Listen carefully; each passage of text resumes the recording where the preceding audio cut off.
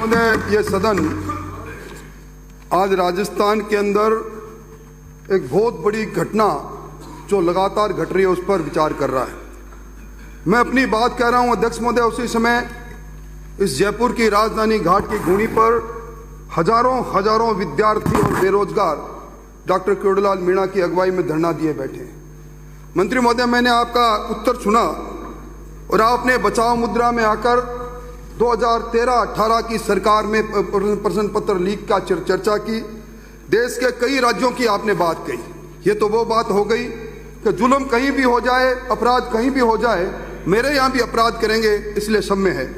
अध्यक्ष महोदय, ये जो मामला है, 18 महीने में राजस्थान के अंदर 28 परीक्षा हुई, 1 करोड़ 30 लाख अभ्यर्थी उसमें बैठे और जिन्होंने 400 करोड़ रुपए सिर्फ परीक्षा का शुल्क दिया और उसमें से 16 पेपरों का अलग अलग परीक्षाओं में आउट हो जाना और उसके बाद मुख्यमंत्री जी का यह बयान आ जाना कि प्रश्न पत्र लीक होने के अंदर अधिकारी और मंत्री या नेता नहीं है। मैं समझता हूं अपने आप इसकी गंभीरता की बात अपने आप सामने दिखाई दे रही है। और इस बार तो हद हो गई, प्रश्न पत्र सोशल मीडिया में नहीं, चलती बस के अंदर 24 दिसंबर को आउट होता है और यही बस एसओजी जांच करती है। जब जांच में सामने आती है 21 तारीख और 22 तारीख को भी उसी टोल के नाके से निकलती है।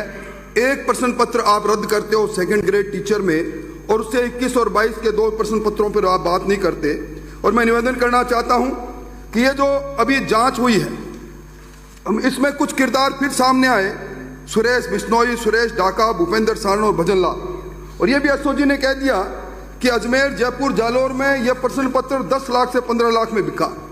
आज इस सोशल मीडिया की टेक्नोलॉजी ने कुछ राज उजागर कर दिए। ये जो सुरेश डाका है, ये किस किस की फेसबुक चलाता है, किस किस से जुड़ा हुआ है, अगर इसकी जांच आप कर लें तो निश्चित तौर पर जो पूर्व उप मुख्यमंत्री कहते हैं कि असली किरदार को पकड़ा जाना चाहिए, उस बात पर वो बात सही साबित हो जाएगी।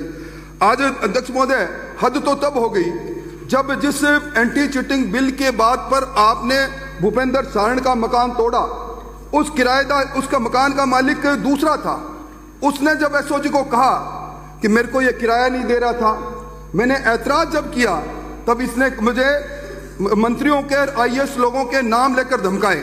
मैं चाहूंगा आप जांच करवाए, आज मेरा भी कोई नाम लेता है, मेरे से लिंक है या नहीं है, उसने मेरा नाम क्यों लिया, इसकी भी जांच होनी चाहिए। और राजस्थान पत्रिका ने इस पेपर लीक होने पर जो सर्वे किया वो आपकी पोल खोल रहा है। राजस्थान पत्रिका के सर्वे ने कहा कि 87.8% बेरोजगारों ने परीक्षा में पेपर लीक होने की सरकार की कार्रवाई से हम संतुष्ट नहीं है। 88.5 ने कहा कि बार बार पेपर लीक होने पर सरकार परीक्षा का पैटर्न को बदले।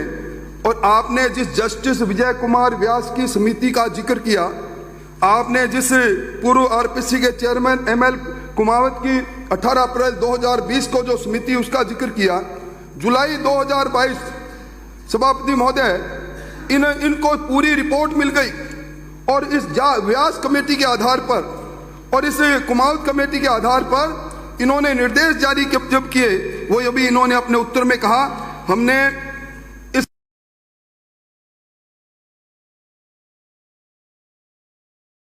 आप लिख लें 22 फरवरी 2022 को हमने पारित किया, 5 अप्रैल 2022 को यह नोटिफाइड हो गया। एंटी चीटिंग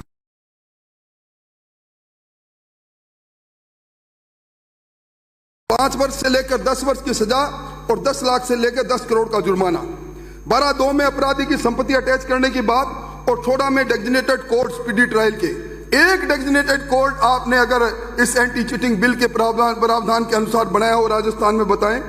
एक भी जो पकड़े गए, मैं समझता हूं पहली बात नहीं। अध्यक्ष महोदय, मैं बड़े नम्र शब्दों से कह रहा हूं, वन कांस्टेबल की परीक्षा, वन रक्षक की परीक्षा और ये सेकंड ग्रेड टीचर की परीक्षा, ये उस समय हुई जब एंटी चीटिंग बिल प्रभावी हो गया था। आपने कांस्टेबल की परीक्षा रद्द हुई, आपने खुद अपने उत्तर में कहा वन रक्षक की परीक्षा रद्द हुई। आपने उसमें एंटी चीटिंग बिल के आधार पर उन माफियों के मकानों को अटैच क्यों नहीं किया, उन पर जुर्माना आपने क्यों नहीं लगाया, डेजिग्नेटेड कोर्ट में उनके खिलाफ आपने वो क्यों नहीं किया चालान पेश। आप वही हैं, आपने अभी रीट की बात की छुपाई से।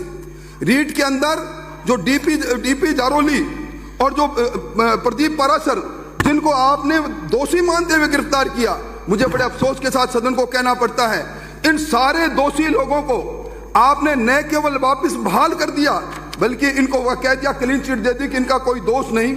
आप मुझे बता दें, डबल लॉक के अंदर से प्रश्न पत्र चोरी होता है और उसके बाद भी आप कहते हो कि कोई जिम्मेवार नहीं। ये कौन सी जादूगरी है? इस पर भी आपको निश्चित तौर पर करना चाहिए। और अध्यक्ष महोदय, मैं एक जुम्मारी से कहकर मेरी बात को समाप्त करूंगा। कांस्टेबल की परीक्षा 14 मई 2022 को आपने रद्द की। एंटी चीटिंग बिल इन्फोर्स था। एसओजी ने उदाराम के नाम के व्यक्ति से प्रश्न पत्र जब्त किया। एसओजी आगे नहीं बढ़ी क्योंकि एसओजी को यह प्रश्न पत्र सुरेश ढाका ने दिया। और अब आपने उस उदाराम की संपत्ति जब्त की क्या?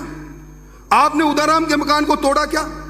आपने किराए के मकान को तोड़कर उद्गम की उस संस्था को, भूपेंद्र सारंग की संस्था को, किराए पर चलती थी, जो ये खुद किराया नहीं देता था, जो कहता था किराया मांगने पर मुझे मंत्री के नाम से धमकाते हैं, कौन ये मंत्री? आपने कार्रवाई नहीं की। मैं समझता हूं इसके साथ ही जब ये कांस्टेबल की परीक्षा में दिवाकर स्कूल जो जोटवाड़ा का है, यहां सामूहिक नकल हुई। एसओजी की जांच है, जांच की रिपोर्ट के अंदर आप देख लो। आपने सिर्फ मान्यता रद्द की, स्कूल वहीं खड़ा है। और इसके साथ ही जो एसओजी की परीक्षा में जागृति विद्यालय जयपुर, एसओजी ने सभापति महोदय जांच के बाद दिवाकर शर्मा को, धीरज शर्मा को पकड़ा और इस स्कूल की मान्यता भी रद्द नहीं की, क्योंकि विप्र फाउंडेशन की उपाध्यक्ष मंजू शर्मा का यह स्कूल है। ये दोहरे मापदंड निश्चित तौर पर आपको दिखाते हैं कि दाल में काला नहीं, पूरे का पूरा काला है। और मैं निवेदन करना चाहता हूं, आप यूपी की बात कर रहे थे, यूपी में एनएसए लगता है, लगाओ एनएसए, कौन मना करता? आपको हिम्मत तो करो आप। और आप ये जो प्रश्न पत्र आरपीएससी से आउट हुआ है, सभा अध्यक्ष महोदय, आपसे ज्यादा कोई नहीं जानता, आरपीएससी में प्रश्न का सिलेक्शन करने वाला सिर्फ आरपीएससी का चेयरमैन होता है। ये आधा दर्जन में से कौन सा पेपर प्रश्न पत्र छपने जाएगा उसको मालूम है, प्रिंटिंग प्रेस उसको मालूम है। आप जांच कराओ, कहीं दूध की रखवाली बिल्ली के पास तो नहीं है। और मैं समझता हूं ऑनलाइन परीक्षाओं के अंदर जो टीसीएसआई कंपनी है, जिसने 1 दर्जन परीक्षा कराई है, जिसका स्टेट हेड भुवनेश भार्गव है, इसी कंपनी ने दिल्ली पुलिस की परीक्षा आयोजित करवाई थी। ओम कोठारी कॉलेज में एक सेंटर था, 226 अभ्यर्थी उसमें पास हुए। मामला सीबीआई के पास है। ये सुरेश ढाका टीसीएसआई कंपनी से इसका गठजोड़ है। विद्युत विभाग के टेक्निकल हेल्पर में एक सेंटर से 50 लोग पास हुए हैं। ये जांच का विषय नहीं तो नहीं। और ये सब साइबर हैकिंग का काम करने वाले लोग हैं। इन्होंने इन सत्तारूढ़ दल के यूथ कांग्रेस के चुनाव में साइबर हैकिंग करके और अपने चाहते उम्मीदवार मुकेश भाकर को हराया और सुमित गोदारा को चलाया। ये तार कहीं से कहीं जा रहे हैं। मैं चाहूंगा एंटी चीटिंग बिल के नाम पर कुछ लोगों पर कार्रवाई करना, कुछ लोगों को छोड़ देना, और जो लोग आज इस पूरी परिधि में आते हैं उदाराम तक जाकर आगे नहीं बढ़ना। निश्चित तौर पर ये राजस्थान में जिन लोगों के साथ खिलवाड़ हो रहा है, आज वो सड़कें पर उतरे हैं, उनकी आंख आ जाएगी आपको और इस सरकार को नस्ते नबूद कर देगी।